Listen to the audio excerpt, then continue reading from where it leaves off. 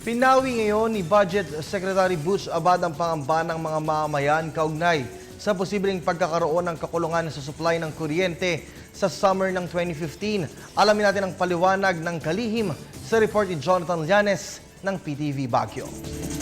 Posibleng mabawasan ang oras ng rotational brownout sa darating na tagaraw ng susunod na taon. Kalinsabay sa inaantabayan ng kakulangan sa supply ng kuryente, partikular na sa ikalawang linggo ng Marso hanggang ikalawang linggo ng Abril.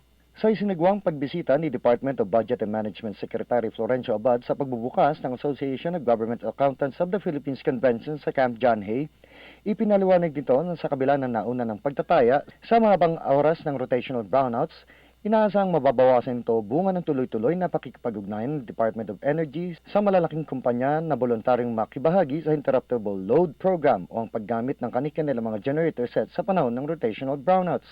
As you may have noted in the papers today, the originally feared 8-hour daily brownouts for a period of 3 months may not actually happen. We're looking at 1-hour brownouts anytime between 11 to 2 in the morning to early afternoon starting in March. Sinabi ng kalihim na handa naman ang pamahalaan na suportahan ng mga malalaking kumpanya na sasailalim sa ILP kung ito'y kakailanganin.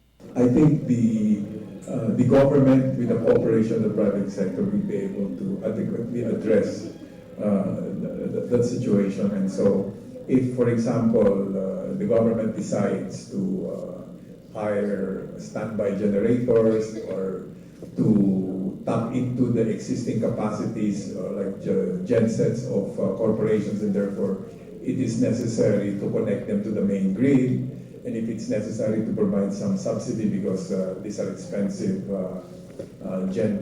generating sets insofar as the power that they produce, and therefore there is a need to put in some subsidy. I think we are prepared to deal with those contingencies. Kaugnay nito, bukod sa posibleng paggamit ng Administrasyong Aquino at ng Kongreso sa pondo ng Malampaya, inaantabayan na ng pamahalaan ang desisyon ng mababang kapulungan sa posibleng pamamahagi ng special powers sa Pangulo upang pangasiwaan ang napipintong rotational brownout. Therefore, we await the discussions that will take place between the private sector, the government, and the policymakers as to the most adequate and sufficient way of addressing the impending power deficit that we expect to experience sometime early summer.